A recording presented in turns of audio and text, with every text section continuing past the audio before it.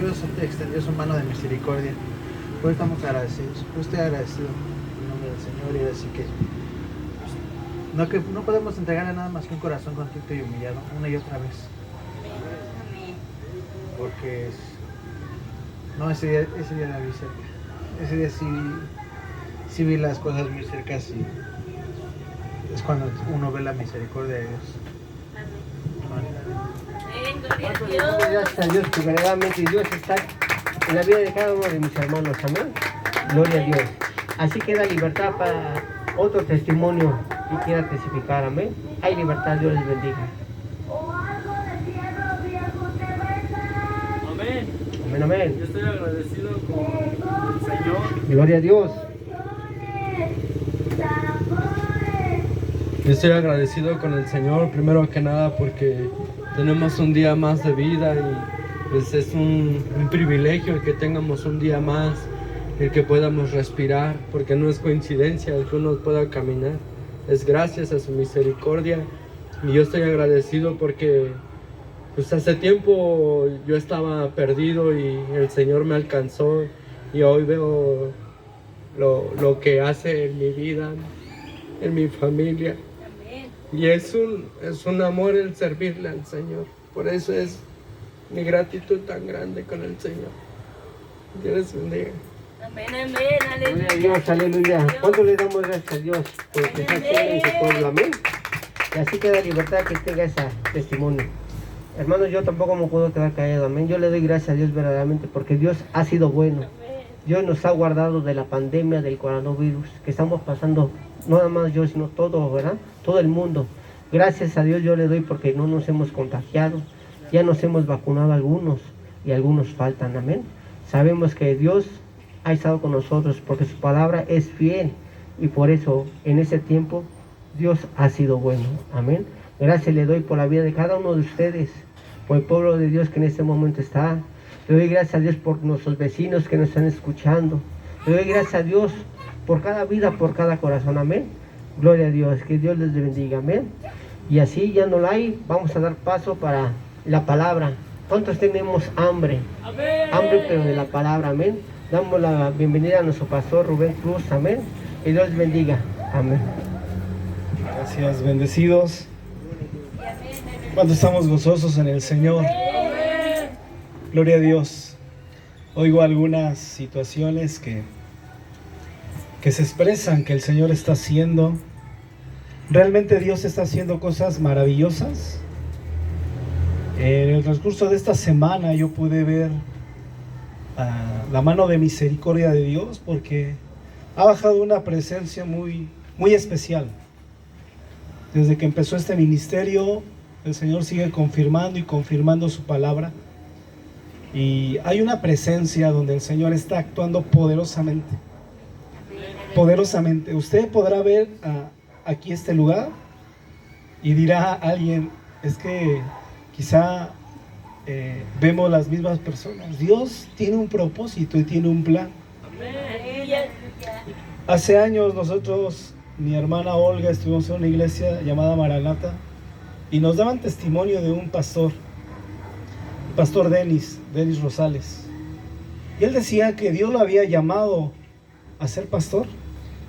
Estaba en un buen trabajo, ganaba mucho dinero, era director él en esa empresa. Y el Señor lo llama a servirle. Y muchos dirán, ¿cómo es posible? Dios lo llama y él con sus propios ahorros renta un auditorio grande como para 1,000, 2,000 personas. Pero él estaba predicando, pero él predicaba a las bancas. No había gente. Dios lo llevó un año haciendo esto.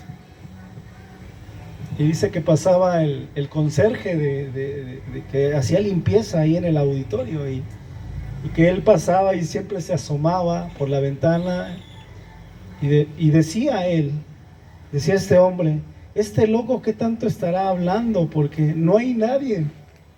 Y usted veía al pastor hablando como si hubiera miles de personas. Pasó transcurso de un año Y este conserje se convirtió al estar escuchando, el oír la palabra del Señor. Y él daba testimonio.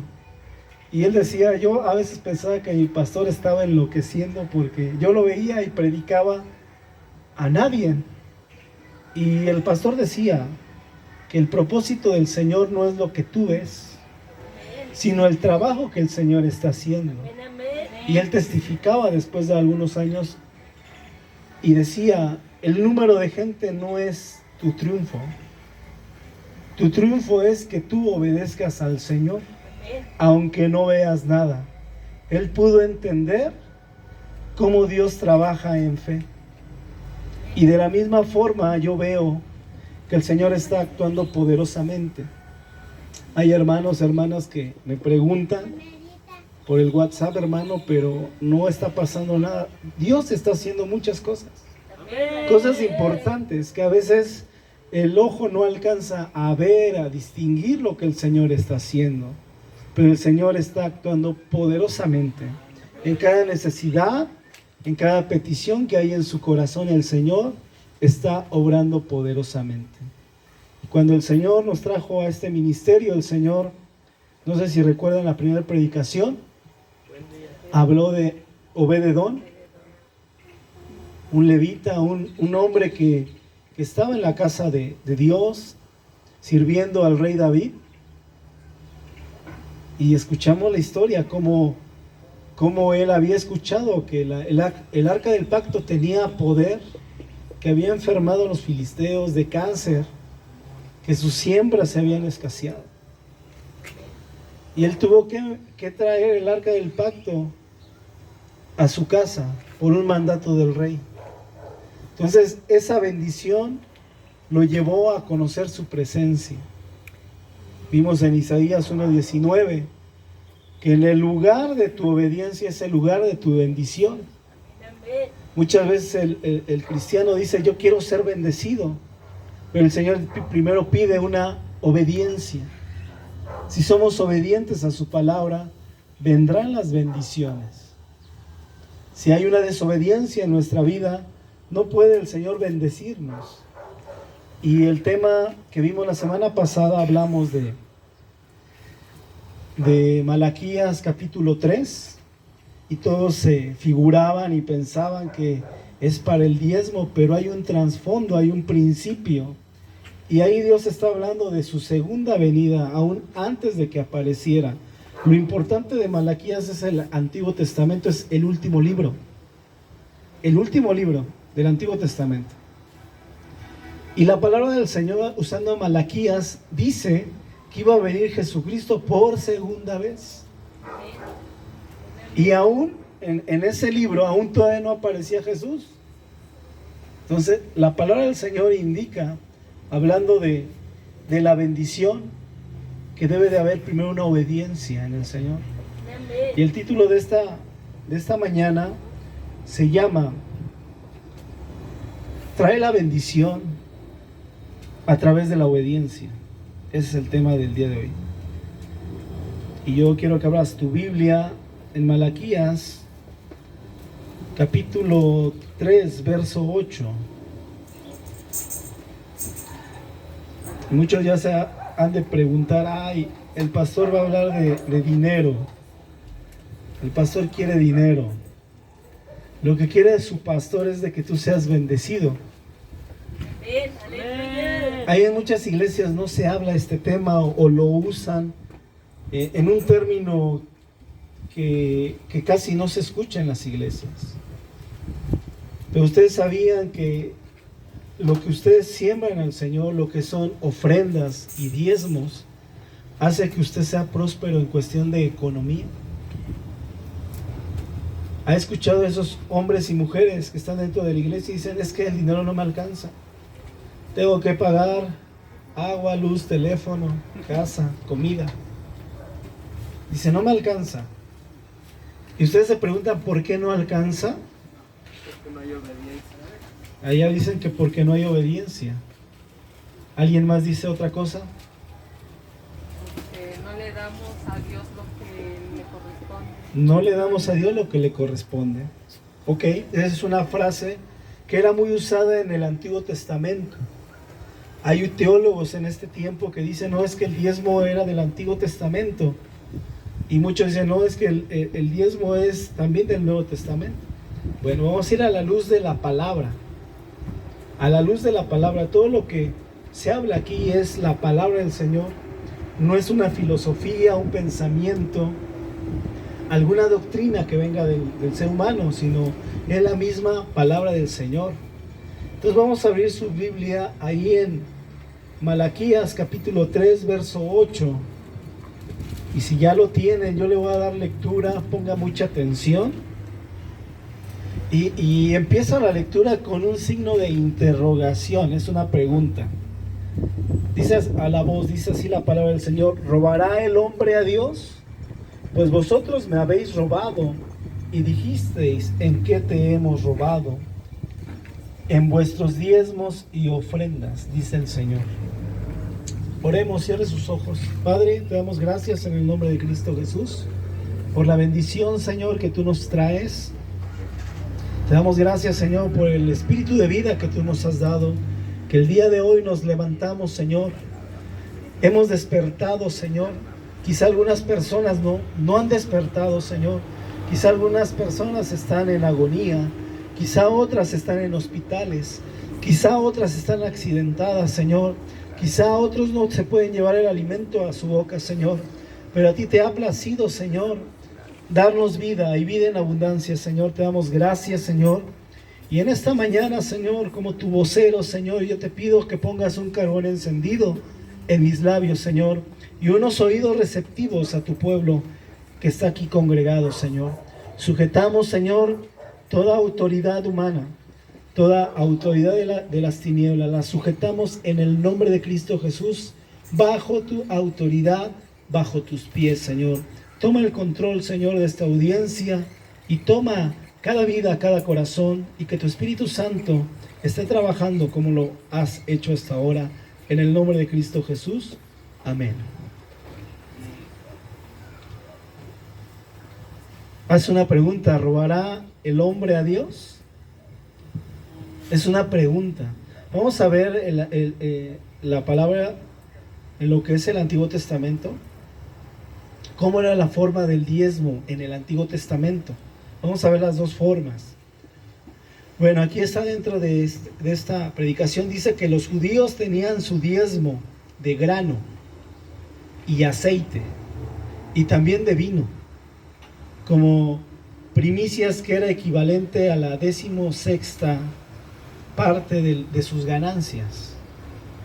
Tenían trigo, otros tenían aceite, y otros tenían lo que es el vino, lo que es, si ha escuchado la Biblia que dice, yo soy la vid verdadera y vosotros los pámpanos. Bueno, Jesucristo estaba hablando en una parábola. Una parábola es un ejemplo vivido hacia personas que tienen una característica donde saben y manejan cierto ritmo de trabajo. Jesús les hablaba a los judíos de esos tiempos de la vid, porque ellos trabajaban el viñedo. Es como ahora que Jesucristo le hablara acá a Arturo. ¿Cómo le va a hablar? En parábola de motores y velocidad. ¿Por qué? Porque él trabaja en una unidad. Jesucristo le va a hablar en ese sentido. En las Sagradas Escrituras, Jesucristo les hablaba a estos hombres judíos, porque tenían una técnica totalmente experimentada de años, porque pasaba de generación en generación los trabajos, desde el abuelo sucesivamente. Entonces ellos tenían esas prácticas de conocer. Entonces, de acuerdo a esto, los judíos tenían su diezmo de grano. Había judíos que tenían 3 negocios. Ponga ahí su nombre, que Dios lo bendiga. Entonces ellos tenían tres formas. El grano daban la 16ª, o sea, el 60% de sus ganancias. ¿Dónde lo ponían? En el alfolí. ¿Allá en dónde? En Jerusalén. Muchos se preguntan, ¿por qué el pueblo de Israel, por qué los judíos tienen tanto dinero, tienen tantos negocios? Y muchos diremos, es que son hombres de oración, son hombres de ayuno. No. ¿Sabe qué hacen? Obedecen en cuestión de dar. Ellos ven el dar como una inversión.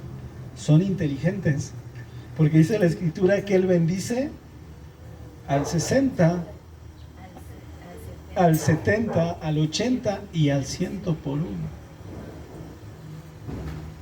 Ellos lo ven como una inversión, no como una pérdida.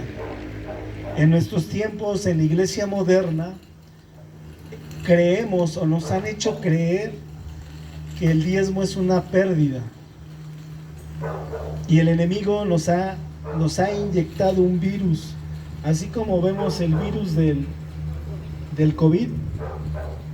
Satanás nos ha inyectado un virus en la mente. Y la primera pregunta, ¿y qué harán con el dinero? ¿Y qué hará el pastor con el dinero? ¿Y en qué se lo gastará? Y todo eso vamos a la luz de la palabra. Cómo es el sistema antiguo y cómo es el sistema de hoy en día. Entonces dice que daban equivalente lo que era primicias. Ellos le llamaban primicias, no diezmo, primicias. Bueno, las primicias de tu grano, de tu vino y de tu aceite, y las primicias de la lana de tus ovejas le darás a Dios. ¿Dónde lo dice? No lo digo yo, lo dice Deuteronomio 18:4. Vamos rápidamente a Deuteronomio 18:4. Y me gustaría que este testigo del Antiguo Testamento, que es Deuteronomio, alguien se levante con voz fuerte y le dé lectura rápidamente, porque tenemos varias citas. Amén. Gloria a Dios. Adelante. Amén. En nombre del Padre, del Hijo y del Espíritu Santo. Las primicias de tu grano, de tu vino y de tu aceite, y las primicias de la lana de tus ovejas le darás. Ok, a Dios. ¿Lo dice la Biblia o no lo dice? Amén. Lo dice la Biblia. Amén. Entonces dice que hay 4 formas de diezmo judío. El primer diezmo iba destinado a los levitas de la casa de Jehová, o Yahvé, como hoy en día lo dicen muchos teólogos. El nombre de Jehová es Yahvé. Entonces dice que el primer diezmo iba a cada uno de los levitas. Los levitas eran los músicos, los cantores que estaban en la casa del Señor, que ellos no trabajaban, se dedicaban nada más a estar ahí en la presencia del Señor. Así como, digamos, cada quien tiene usted un trabajo hoy en día, ellos se dedicaban a estar tocando, a estar haciendo arreglos. ¿Para qué? Para las alabanzas del Señor. Ese era su trabajo. Estaban todo el tiempo en la casa del Señor, sacando música, perfeccionando música, ensayando música. Los cantores igual tenían técnicas de canto. La casa del Señor no era, es que está, no, se especializaban en ese tiempo. Como hoy en día se ha perdido eso en muchas iglesias. Hay muchos, y yo me consideraba antes, en un tiempo, trabajar en lo secular y trabajar para la casa de Dios. Y la verdad es algo agotante estar sacando canciones o letras o estarlas interpretando. Es algo, imagínense, ellos hacían eso. Entonces el primer diezmo lo llevaban los judíos a los levitas. Esa es la primera. ¿Y dónde lo vemos? Lo dice la Biblia. Levíticos 27:30. Alguien lo puede buscar y darle lectura. También les recomiendo mucho, antes de que siga la lectura, que se traigan una libreta y vayan anotando. O en segunda, que ustedes vean por el canal de YouTube la predicación y estén escuchando también. Es más, vamos a mandar el like ahí la hermana Olga por WhatsApp para que tengan ustedes la predicación. Bueno, rápidamente vamos a Levítico 27:30. ¿Quién hay otro valiente, otra valiente en el Señor que le dé lectura? Gloria a Dios. En el Antiguo Testamento